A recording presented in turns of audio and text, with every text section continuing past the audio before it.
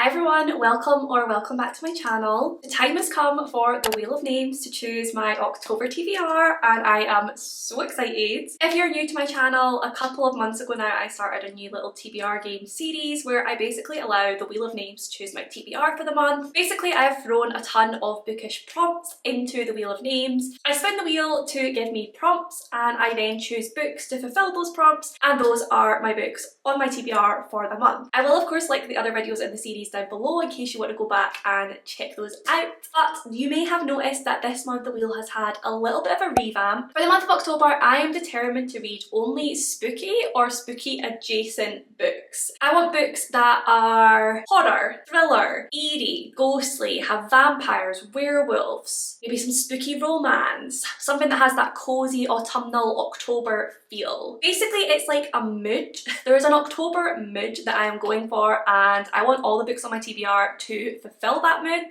I have therefore revamped the wheel for this month to give me prompts that will hopefully allow me to choose books like that. Some of the prompts on the usual wheel just would not work for a spooky TBR, such as Grumpy Sunshine or Second Chance Romance. Fluffy things like that just weren't going to give me the right vibes. So I have given it a little revamp, made it spooky-esque, and I have also, you may see, picked out some books here. There are 3 stacks here that I think are all the books on my physical TBR that fit this mood, this vibe that I am going for October. So my hope is the prompts will allow me to pick out books from these stacks. I also plan to leave these stacks out somewhere accessible, so that if I'm not feeling the books on my actual TBR, which often happens, I still have books in that vibe to reach for. I am going to spin the wheel 8 times as per usual, which should really be attainable. I do tend to average around 10 books per month. My only issue is I am a huge mood reader, so a lot of the time a lot of those books are not from my monthly TBR, but I still really love making a monthly TBR nonetheless. I love filming this video. I love having books out front and centre that I can reach for if I'm not sure what I want to read. I love doing my monthly TBR in my journal.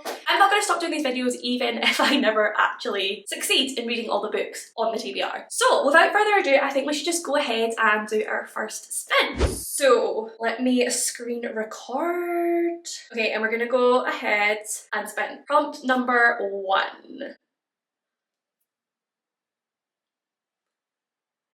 And we have gifted. This is when I get scared that none of the books I've picked out were actually gifted to me. Let's have a look. Okay, so we do actually have a few. This was a gift. I feel like, no, actually there are quite a few that are gifted on here, so I'm not even going to bother pulling them all out. So Truly Devious was gifted to me, Coraline was gifted to me, The Library of the Dead I'm pretty sure was gifted to me, so was Anatomy, so was Skin Grows Over. Okay, we have a few. What shall we go for? Do you know what? We're doing it. So for the prompt gifted, I'm going to choose Coraline by Neil Gaiman. I've had this book on my physical TBR for I want to say a couple of years now, and I have been dying to read it for many years, and I feel like this is the ultimate spooky October season book, and it's one that I'm honestly a little bit ashamed that I have not yet read. I think this one is basically pitched as like a horror meets child's fairy tale. We follow this little girl Coraline who moves to a new house, and in that house there is a door in the drawing room which she can go through, and I think this basically takes her through to like an alternate world where her mum and dad have buttons for eyes and they want her to stay with them forever. She knows that if she goes through that door, she may never return. That's basically all I know about this one, but I've heard that it's like super spooky, eerie, and it's one that so many people talk about every time they talk about spooky season, so I feel like it's going to be a great one to finally sink my teeth into. It also has some really creepy illustrations. Like, does that not just give you like ultimate spooky season vibes? Yes, yes, yes. Book number 1 for sure. Okay, let's go ahead and do spin number 2. We're off to a great start. Let's keep it up. So for prompt number 2, we have orange on the cover. I'm a little bit concerned about this one. Orange on the cover. In my opinion, that means like there just has to be like a little bit of orange. Like it doesn't have to be fully orange. So I'm like literally looking for all these for a speck of orange. I mean, there's one here that's very obvious, but I just don't really want to choose it. Oh no! Oh damn! I did not think this through. Okay. Oh wait, that's the spine. Does that count? Oh, I don't like this prompt. Do you know what? You may say this is cheating, but I don't really really cute. This little bit here, some of the text on this book is bright orange. There is a fair amount of it. It's peeking out at us. I'm going to say that that counts. So this is Truly Devious by Maureen Johnson. This, I think, kind of still fulfills the spooky autumnal feel. It is, I think, like a cozy but sinister YA murder mystery. This is set at Ellingham Academy, which is a famous private school in Vermont. This was founded in the early 20th century by Mr. Ellingham, but when his wife and daughter were kidnapped, the only clue left was a mocking riddle listing methods of murder, signed with the frightening pseudonym Truly Devious. This became one of the greatest unsolved cases in history, and many years later, true crime aficionado Stevie Bell is set to begin her first year at the academy, and she is determined to solve this cold case. But Truly Devious makes a surprise return. The past has crawled out of its grave, and someone has gotten away with murder. This is the first novel in a murder mystery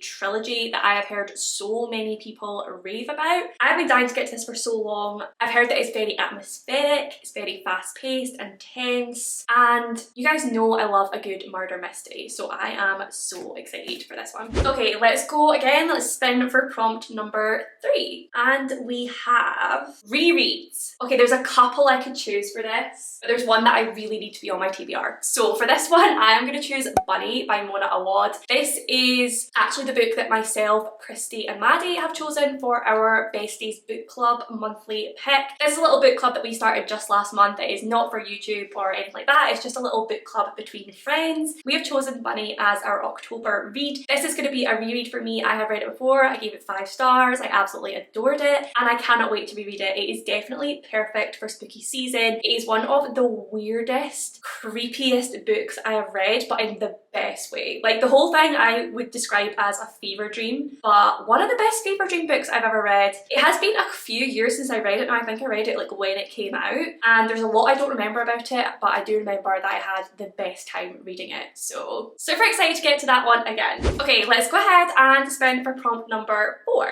and we have a book with witches. Okay, I think there's gonna be quite a few options for this one, so oh my god, this is a tough one. Okay, do you know what? I'm gonna go for this one. This is actually another reread. I don't know what's gotten into me. I am not usually the reread type of gal, but for this one, I'm gonna choose The Ex-Hex by Erin Sterling. I read this one a couple of years ago, I believe, and I think I only gave it like 3 stars. I didn't think it was really for me, but the more that I hear about people talk about it again, the more I think, how could that not be for me? Like, surely I would love that. And I don't know if it's maybe one of those books that I went into with the wrong expectations, and because of that, found myself not enjoying it as much as I thought I would. But people always talk about how much this is just like a fun, spooky rom-com. We have this young witch whose name I forget, Vivian, who gets like drunk one night and puts a hex on her ex, but she thinks it's just a joke, it was just a bit of fun, they didn't really mean to actually hex him. But then he comes back to town however many years later, and as soon as he enters the town, things start going wrong everywhere, and she realises she maybe actually did hex him. So they have to work together, her and her ex, to try and get rid of this hex, try and break the curse. Well, there's some other sort of witchy things going on at the same time, and that just sounds like so much fun. It sounds so cute and fluffy and spooky. So I want to give it another chance, and I'm really hoping to love it a lot more than I did the first time. I do know that sometimes my mood can totally affect how I feel about a book, so I'm gonna go back into this one with an open mind, and hopefully this time I will love it. Okay, let's spin for prompt number 5. No!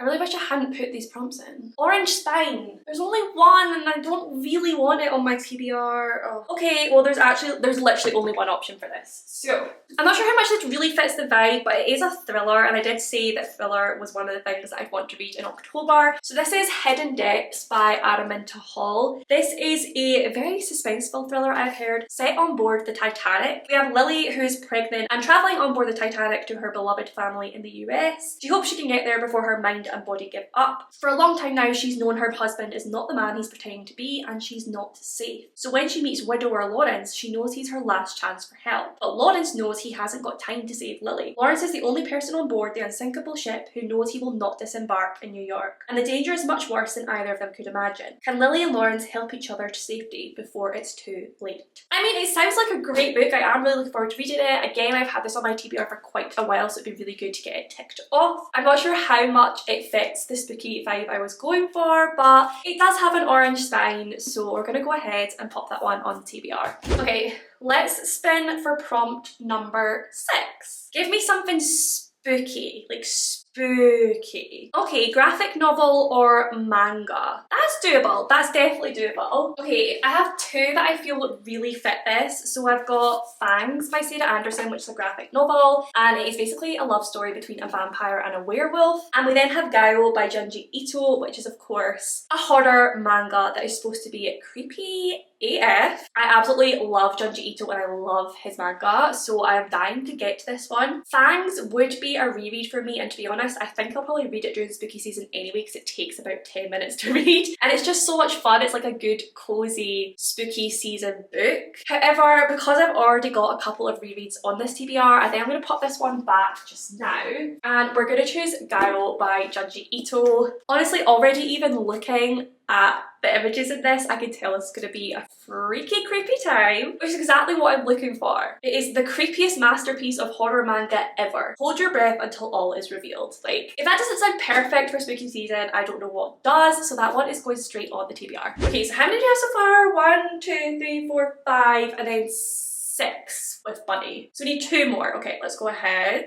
and spin for our penultimate prompt. So prompt number 7 is going to be recommendation. Okay, right. Which of these have been recommended to me? There's one that comes to mind straight away and I'm like, oh, do you know what? I think I have to put this on. So I have got The Death of Jane Lawrence by Caitlin Starling. This one has definitely been recommended to me by multiple people, and the main reason for that is because one of my favourite films of all time is Crimson Peak. I just adore that movie. It gives me everything I want, and this has been compared to Crimson Peak quite a few times, so really it should be right up my street. So you have a character named Jane who decides her most secure path forward is a husband in a marriage of convenience who will allow her to remain independent and occupied with meaningful work. Her first choice, the dashing but reclusive Dr. Augustine Lawrence, agrees to her proposal with only one condition, that she must never visit Lindridge Hall, his crumbling family manor. Yet on their wedding night, an accident strands her at his door in a pitch black rainstorm, and she finds him changed. Gone is the bold, courageous surgeon, and in his place is a terrified, paranoid man, one who cannot tell reality from nightmare. By morning, Augustine is himself again, but Jane knows something is deeply wrong at Lindridge Hall, and with the man she has so hastily bound her safety to. Soon, Jane is fighting for her sanity and her life, drawn into a world of secret societies, theoretical mathematics, impossible magic, and rituals gone wrong. And now that the secrets of Lindridge Hall have met her, they're not about to let her go. Set in a dark mirror version of post-war England, Caitlin Starling crafts a new kind of gothic horror from the bones of the beloved canon. If you know me, you will know I am obsessed with all things gothic horror. Honestly, just one of the best things ever created, one of the reasons I love Crimson Peak so much. And this story is very similar in the sense that we have this sort of like unassuming young woman who finds these terrifying secrets at the crumbling manor of her new husband. And I'm so excited to dive into this one. I think it's going to be perfect for spooky season. Let's pop it on the TBR. Okay, let's go ahead and spin for our final prompt. Hopefully we get a good one to finish us off. I feel like I need another like proper spooky book. No, if you stop on that, I swear.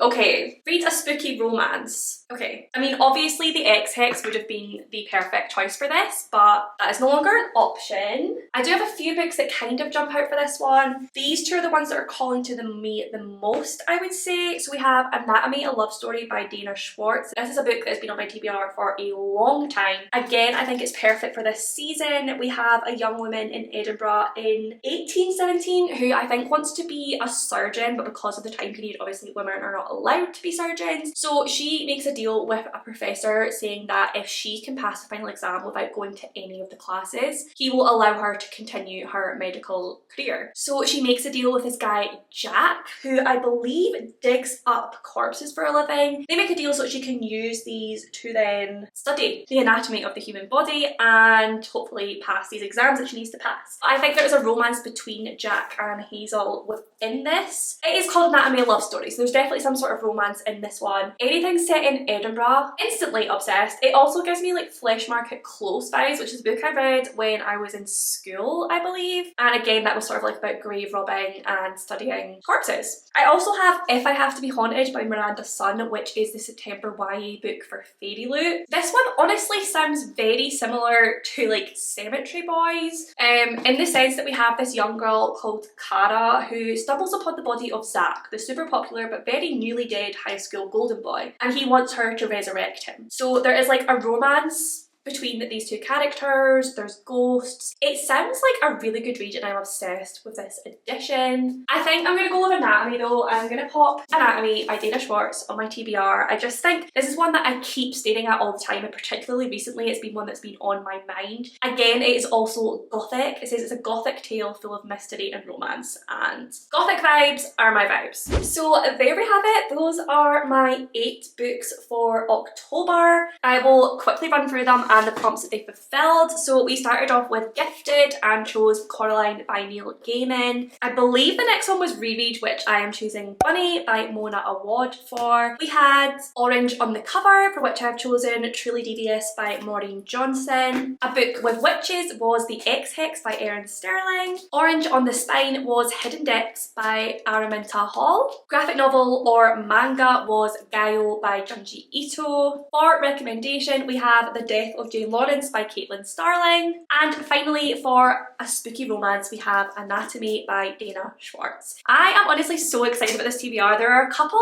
I'm unsure about, but for the most part, these are the exact sort of books that I wanted on my TBR for October, and I cannot wait to get to them. Honestly, I just want to start now. But as always, I hope you guys really enjoyed this video. Please do let me know what is on your October TBR. If there's any of these books that you particularly want to see a reading vlog for, please do let me know. I do plan to continue with my weekly reading vlogs, so hopefully you'll be seeing me read most of these anyway. But if there's any that you particularly like to see my thoughts on, please let me know. I will of course talk about them at the end of the month as well in my wrap up. If you made it to the end of this video, pop a spooky emoji down below of any kind, whatever emoji gives spooky vibes to you. Just let me know that you made it to the end and that you enjoyed your time here. But as always, if you did enjoy the video, please do give it a big thumbs up. Subscribe for more bookish content from me. Comment down below with any of your thoughts and feelings. I do reply to every single comment. I love you all, and I'll see you in my next one.